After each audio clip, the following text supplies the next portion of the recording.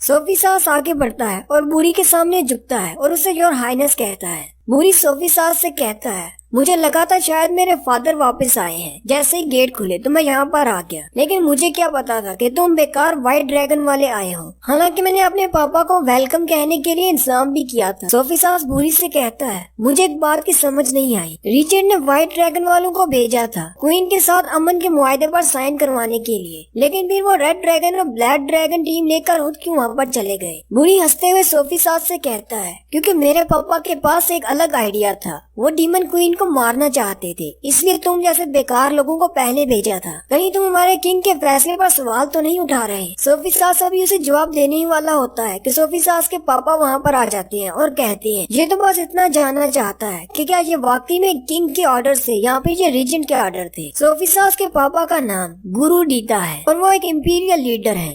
बूढ़ी उनसे कहता है, मास्टर गुरु आप यहाँ पर क्या कर रहे हैं? आपको तो आज किंग को पढ़ाई में मदद करनी थी। मास्टर गुरु उसे कहते हैं, मैंने तुम्हारे पापा के बारे में सुना कि वो एक बहुत बड़ी जीत हासिल करके वापस आ रहे हैं, इसलिए मैं उन्हें वेलकम करने के लिए यहाँ पर आ गया। बूढ़ी उनसे कहता है, लेकिन मुझे तो लगता है जैसे आप उनसे सवाल जवाब करने के लिए यहाँ पर आए हैं। मास्टर गुरु हंसते हैं और उसे कहते हैं, मैं ऐसा करने की सोच भी नहीं सकता। जियांग उस सोल्जर से पूछता है, क्या सोफी सास के पापा भी कोई बिग शॉट है? वो सोल्जर जियांग को बताता है, कैप्टन के पापा इस महल के इकलौते इम्पीरियल लीडर हैं और इसके अलावा वो हमेशा हमारे किंग के साथ रहते हैं। मास्टर गुरु और रीजेंट दोनों के डिसीजंस बहुत ज्यादा मुख्तलिफ होते हैं, इसलिए उनमें आपस में पॉलिटिकल वार चलती रहती है। क्वीन ये सुनकर कहती है, ये इंसान तो बहुत ज्यादा बेकार है, आपस में ही लड़ते रहते हैं। जियांग उसे कहता है, तुम तो ऐसे कह रही हो जैसे तुम्हारे डीमंस ने कभी तुम्हें धोखा न दिया हो। उसी वक्त दीवारों पर खड़े सोल्जर्स बम बजाना शुरू कर देते हैं। बूढ़ी बहुत ज्यादा खुश हो जाता है और कहता है, दरवाजे खुल रहे हैं, इसका मतलब मेरे पापा आने वाले हैं। जियांग उस सोल्जर से पूछता है, जब हम लोग वापस आए थे तो हमारी पर बम्बू क्यों नहीं बजाया गया? वो सोल्जर उसे कहता है, क्योंकि ये लोग हमें बेकार समझते हैं, क्योंकि हम लोग व्हाइट ड्रैगन यूनिट से हैं। दरवाजा खुलते ही रीजेंट अपनी आर्मी के साथ अंदर दाखिल होते हैं। उन्होंने अपने बालों पर डीमंस के साथ लटकाए होते हैं। ये देखकर क्वीन को बहुत ज्यादा गुस्सा आता है। जियांग आगे बढ़ता है और उसके कंधे पर हाथ रखकर उसे कहता है, शांत हो जाओ, आगे मत बढ़ना। क्वीन वहीं पर रुक जाती है। थोड़ी देर के बाद रीजेंट का घोड़ा उसके सामने से गुजरता है। क्वीन उसे देखकर और भी ज्यादा गुस्सा हो जाती है और कहती है, मैं एक दिन अपने दोस्तों की मौत का बदला तुमसे जरूर लूंगी। रीजेंट आते ही मास्टर गुरु से कहते हैं, क्या आप भी मुझे यहाँ पर वेलकम करने के लिए आए हैं? मास्टर गुरु भी हंसते हुए से कहते हैं, आपने तो आज बहुत ही अच्छा काम किया है, लेकिन मुझे अफसोस है कि मैं आपको आराम नहीं करने दे सकता। हमें अभी अपने किंग से मिलने के लिए जाना है। रीजेंट मास्टर गुरु से कहते हैं, मैं वैसे भी किंग से मिलने के लिए जाने ही वाला था, ताकि मैं उन्हें रिपोर्ट पेश कर सकूं जो भी हमने आज किया है। उसी वक्त बूढ़ी आगे बढ़ता है और अपने फादर को पुकारता है। रीजेंट गुस्से के साथ उसकी तरफ देखते हैं और उसे कहते हैं, दोबारा तुमने इस तरह की कोई हरकत की तो मैं तुम्हें मार डालूंगा। बूढ़ी बहुत ज्यादा घबरा जाता है। रीजेंट उसे कहते हैं, यहाँ से जल्दी से दफा हो जाओ। बूढ़ी उनसे कहता है, ठीक है, मुझे समझ आ गई। जियांग क्वीन से कहता है, मुझे तो ये शख्स बिल्कुल एक वारलॉर्ड की तरह लग रहा है। क्वीन उसे कहती है, वारलॉर्ड क्या होता है? जियांग उसे कहता है, हमारी दुनिया में वारलॉर्ड ऐसे शख्स को कहते हैं जिसके पास बहुत ज्यादा पावर होती है और वो सारे लोगों को अपने इशारों पर नचाता है और आखिर पर वो अपने बेटे को किंग बना देता है। खैर, इसको छोड़ो, पहले हमें ये सोचना है कि मुझे तुम्हें यहाँ से कैसे निकालना है। क्वीन उसे कहती है, मैं यहाँ से एक दिन जरूर निकल जाऊंगी, लेकिन इसको मैं कभी भी नहीं छोड़ूंगी, मैं इसे जरूर मार डालूंगी। सोल्जर उनसे कहता है, हमारे कैप्टन अपने पापा के साथ रॉयल पैलेस में गए हैं, इसलिए उन्होंने मुझे कहा है कि मैं तुम दोनों को उनके रेजिडेंस पर ले जाऊं। तुम दोनों मेरे साथ चलो। वो दोनों जैसे ही रेजिडेंशियल एरिया की तरफ जाते हैं, जियांग उसका घर देखकर बहुत ज्यादा हैरान हो जाता है और कहता है, क्या एक कैप्टन को इतना बड़ा घर दिया जाता है? क्वीन उसे कहती है, बेकार इंसान, तुमने अभी तक देखा ही क्या है। फिर वो दोनों उस बड़े से पैलेस के अंदर चले जाते हैं। वहाँ पर एक लड़की आती है और उनसे कहती है, क्या तुम लोग कैप्टन के मेहमान हो? उस लड़की का नाम एलिना होता है। उसके साथ दो और भी लड़कियां होती हैं। वो उनसे कहती हैं, हम इस बड़े घर का ख्याल रखते हैं। कैप्टन ने हमसे कहा है कि उनके मेहमानों का खास ख्याल रखा जाए। लड़कियों को वहाँ पर देखकर जियांग बहुत ज्यादा खुश हो जाता है और कहता है, कैप्टन के पास तो बहुत ही अच्छा माल है। हेलेना उनसे पूछती है, तुम दोनों बहुत ज्यादा थक चुके होगे और तुम्हें भूख भी लगी होगी। जियांग बहुत ज्यादा खुश हो जाता है और उसे कहता है, हाँ, मुझे भूख लगी है। जबकि क्वीन उसे कहती है, तुम्हें ये सब कुछ बहुत अजीब नहीं लगता? एक कैप्टन हम जैसे डीमन क्लैन के गुलामों को इस तरह क्यों ट्रीट कर रहा है? जियांग उसे कहता है कि तुम्हें परेशान होने की जरूरत नहीं, ज्यादा मत सोचो, जैसा चल रहा है चलने दो। अगर उन्होंने हमें मारना होता तो वहीं पर मार देते। फिर वो उन दोनों को सामने वाले रूम की तरफ ले जाते हैं, जबकि हेलिना उन्हें घूर घूर कर देख रही होती है। दूसरी तरफ रिजेंट और मास्टर गुरु किंग से मिलने के लिए जाते हैं। उनका किंग अभी एक छोटा सा बच्चा है। किंग बहुत ज्यादा खुश होता है और रिजेंट से कहता है, तुमने आज बहुत ही अच्छा काम किया है। अब जबकि डीमन क्लैन वालों के साथ हमारा मसला हल हो गया है, तो तुम्हें इनाम के तौर पर क्या चाहिए? रिजेंट किंग से कहता है, मुझे आपकी सेवा करना बहुत ज्यादा अच्छा लगता है, मुझे किसी किस्म के रिवार्ड की जरूरत नहीं। उसी वक्त मास्टर गुरु बोलते हैं और किंग से कहते हैं, रिजेंट आज जो काम करके आए हैं उसके नतीजे में इन्हें कोई रिवार्ड नहीं बल्कि इन्हें सजा देनी चाहिए। मास्टर गुरु किंग से कहते हैं, आपके ऑर्डर्स क्लियर थे कि डीमन क्लैन के साथ हमने समझौता करना है, इसीलिए हमने वो मुआहदा साइन करवाना था और व्हाइट ड्रैगन ट्रूप्स को भी पहले इसीलिए भेजा गया था। लेकिन आपके रिजेंट वहाँ पर पहले पहुँच गए और उन्होंने उस समझौते को भी तोड़ दिया और डीमन क्वीन को मार दिया। रिजेंट की इस हरकत से न सिर्फ किंग का नाम खराब हुआ है, बल्कि फ्यूचर में हमें बहुत ज्यादा खतरा भी हो सकता है, क्योंकि डीमन क्लैन के जो भी लोग बच गए हैं वो हमसे बदला लेने के लिए जरूर आएंगे। और जैसा कि मुझे पता चला है कि ये क्वीन को नहीं मार पाए और क्वीन वहाँ से भाग गई थी। अगर क्वीन वापस आ जाती है और आकर हमसे बदला लेती है तो तब इसका जिम्मेदार कौन होगा?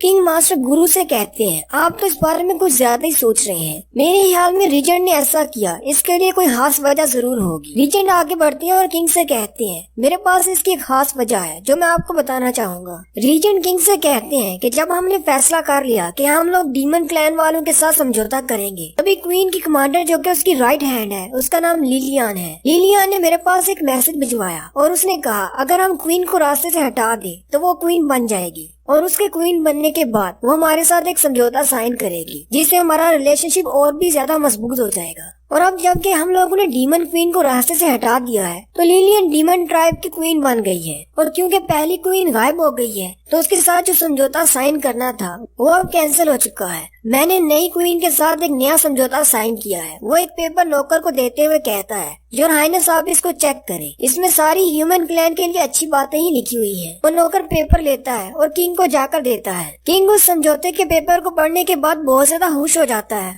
और रीजेंट से कहता है, तुमने बहुत ही अच्छा काम किया है, ये किंगडम हमेशा तुम्हारा शुक्रगुजार रहेगा। मास्टर गुरु किंग से कहते हैं, पहली डीमन क्वीन की फैमिली सालों से डीमंस को कंट्रोल करती आई है, ऐसे अचानक उसको हटा देना और एक गद्दार डीमन को उसकी जगह पर बिठा देना, ये मुझे बिल्कुल भी ठीक नहीं लग रहा।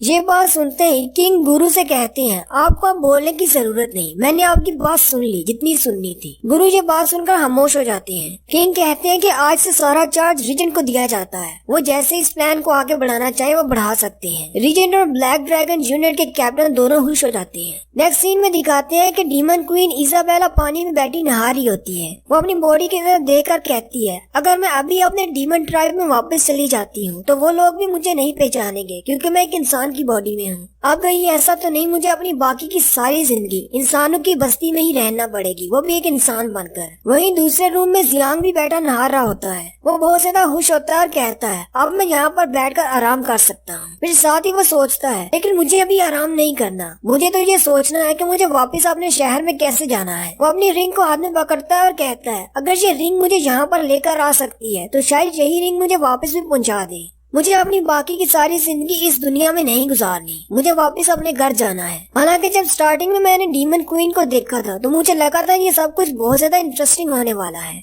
लेकिन फिर जब मैंने लोगों को मरते हुए देखा, वो भी इतने ज्यादा करीब से, तो मैं बहुत ज्यादा डर गया हूँ। मैं काफी देर से यही बात सोच रहा हूँ, अगर मैं यहाँ इस दुनिया में मर जाता हूँ तो मैं कहाँ जाऊँगा? क्या मैं वापस अपनी दुनिया में चला जाऊँगा? फिर साथ ही वो कहता है, अगर ये अंगूठी इतनी ज्यादा इम्पोर्टेंट है तो मुझे इसे अपनी उंगली में पहन कर रखना होगी। वो भी इस अंगूठी को अपनी उंगली में पहन ही रहा होता है कि वहाँ पर सोफी सास आ जाता है। उसने भी कपड़े नहीं पहने होते, वो भी नहाने के लिए आया होता है। जियांग पीछे की तरफ मुड़ता है और उसे कहता है, कैप्टन तो आप वापस आ गए, और साथ ही वो चीखना शुरू कर देता है क्योंकि कैप्टन ने कपड़े नहीं पहने होते। कैप्टन जियांग से कहते हैं, अब जबकि तुम भी यहाँ पर हो तो चलो इकट्ठे नहाते हैं। जियांग कैप्टन की ये बात सुनकर और भी ज्यादा घबरा जाता है, लेकिन वो उसे कहता है, चलो ठीक है हम इकट्ठे नहाते हैं। जियांग शर्माते हुए पानी के अंदर दुबक कर बैठ जाता है और उसी वक्त उसे इजाबेला की बात याद आती है। इजाबेला ने उसे कहा था कि ये कैप्टन हमारे साथ इतने अच्छे से पेश क्यों आ रहा है। जियांग कहता है, इसे इस तरह मेरे साथ नहाते हुए देखकर मुझे वाकई में दाल में कुछ काला लग रहा है,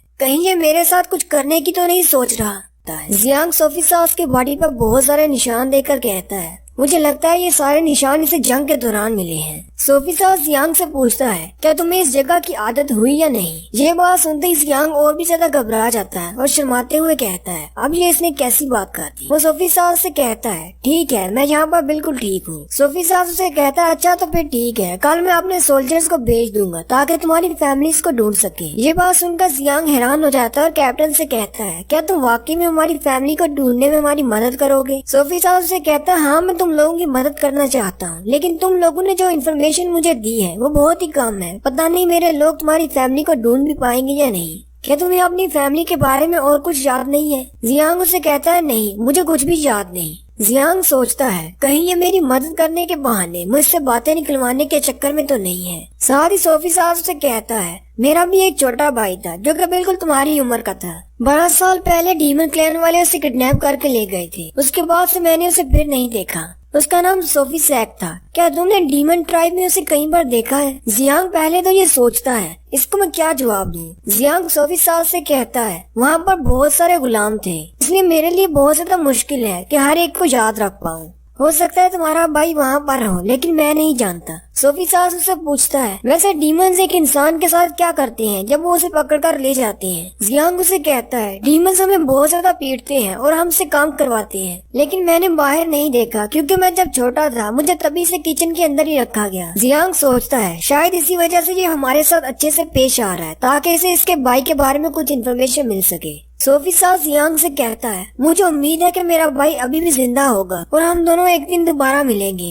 जियांग उसका हौसला बढ़ाने के लिए उससे कहता है, अरे हम लोग डीमंस के गुलाम ही क्यों ना हो, लेकिन वहाँ पर खाना बहुत ही अच्छा मिलता है। तुम्हारा भाई तो अब बड़ा हो चुका होगा और बहुत ज्यादा स्ट्रॉन्ग हो गया होगा। ये बात सुनकर सोफी साहब जियांग से कहता है, मुझे उम्मीद है अब जबकि पीस ट्रीटी साइन हो चुका है जानू और डीमंस के दरमियान में, तो हम लोग उनसे कह सकते हैं कि हमारे कैदियों को छोड़ दें। जियांग उससे कहता है, लेकिन हम लोगों ने तो उन पर अटैक किया था, फिर वो हमारे कैदियों को क्यों छोड़ेंगे? सोफी साहब से कहता है, मुझे रिजेंट ने बताया है डीमन क्लैन में एक नई क्वीन आई है और उसके साथ हमारा एक नया मुआहदा हुआ है। जियांग उसकी बात सुनकर हैरान हो जाता है और कहता है, इसका मतलब वो गद्दार डीमन एक क्वीन बन गई है। मुझे जल्दी से जाकर इजाबेला को ये बात बतानी होगी। सोफी साहब जियांग से कहता है, इस वक्त डीमन ट्राइब के साथ जो शख्स बात कर रहा है वो सिर्फ रिजेंट है, इसके अलावा कोई भी उनके साथ बात नहीं कर पा रहा। जियांग उसे कहता है, अब क्योंकि तुम्हारे पापा रिजेंट के खिलाफ है, इसलिए रिजेंट तुम्हारी मदद नहीं करेंगे तुम्हारे भाई को वहाँ से ढूंढने में, लेकिन मुझे उम्मीद है कि तुम एक दिन अपने भाई के साथ दोबारा जरूर मिलोगे।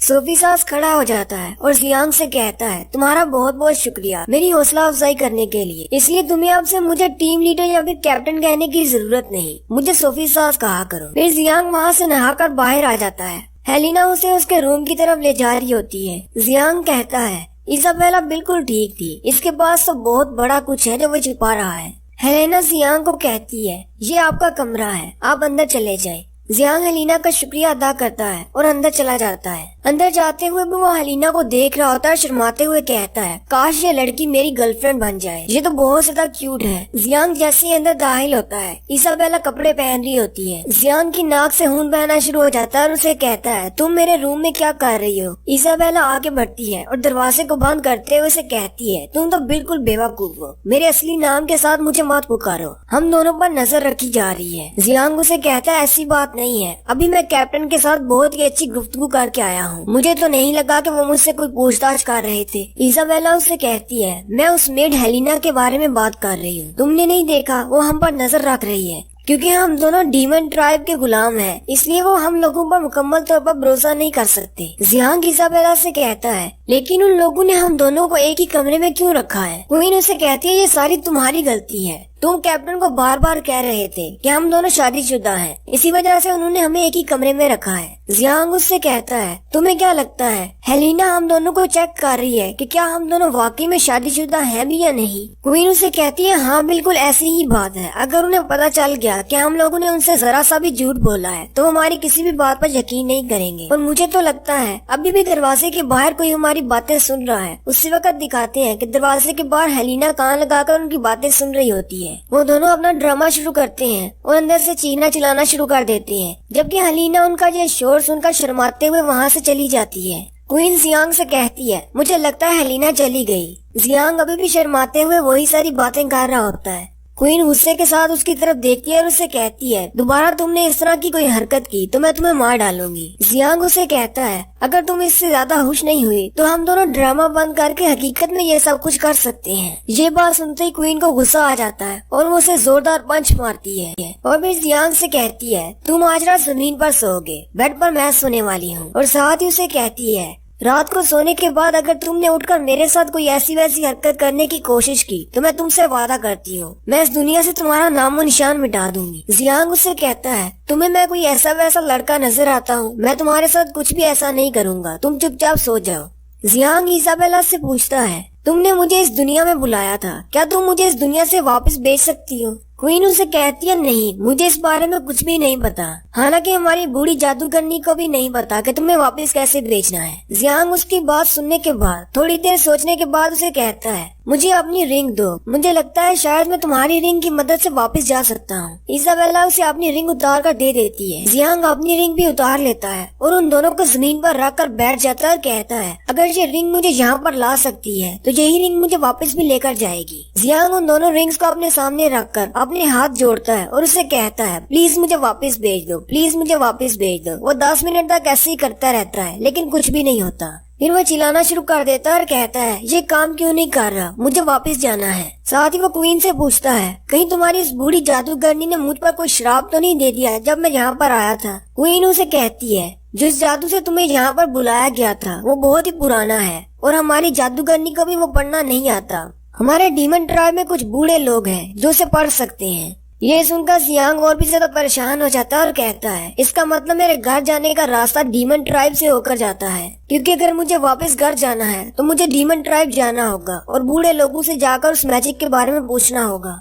जियांग उसे कहता है, अच्छा ठीक है, अपनी रिंग वापस ले लो। लेकिन क्वीन सो चुकी होती है। जियांग उसकी तरफ देखता है और कहता है, ये तो बहुत ज्यादा क्यूट है, वैसे तो ये बहुत ज्यादा गुस्से वाली है लेकिन सोते हुए बहुत ज्यादा प्यारी लग रही है। उसी वक्त दिखाते हैं सोफी सास अपने कमरे की खिड़की खोलकर खड़ा होता है। हेलिना उसके पास आती है। सोफी सास उसे कहता है, क्या तुम उन पर नजर रख रही थी? हेलिना उसे कहती है, जी मास्टर, मैं उन पर नजर रख रही थी क्योंकि वो डीमन ट्राइब से आए हैं, हम लोग उन पर भरोसा नहीं कर सकते। सोफी सास आगे बढ़ता है और उसकी कमर पर हाथ रखते हुए से कहता है, अगली बार मेरे पूछे बिना ऐसा कुछ भी मत करना। हेलिना शर्माते हुए सोफी सास से कहती है, लेकिन मुझे समझ नहीं आ रही मास्टर, आप इन लोगों को घर पे क्यों लेकर आए हैं? सोफी सास हेलिना से कहता है, मैंने जब उस लड़के को पहली बार देखा तो मुझे अपने भाई की याद आ गई, इसलिए मैं उन दोनों को अपने साथ घर ले आया। मुझे लगा शायद ये मेरा भाई सोफी सैक हो सकता है। और जब बातें करते हुए सोफी सास हंस रहा होता है, हेलिना उसके चेहरे पर हाथ रखती है और उसे कहती है, मैंने अपने मास्टर को काफी अरसे के बाद स्माइल करते हुए देखा है। सोफी सास हेलिना से कहता है, क्या तुम भी मेरी वजह से खुश हो? हेलिना उसे कहती है, हाँ, मैं आपके लिए बहुत ज्यादा खुश हूँ। साथ ही सोफी सास उसे बेड पर धक्का देता है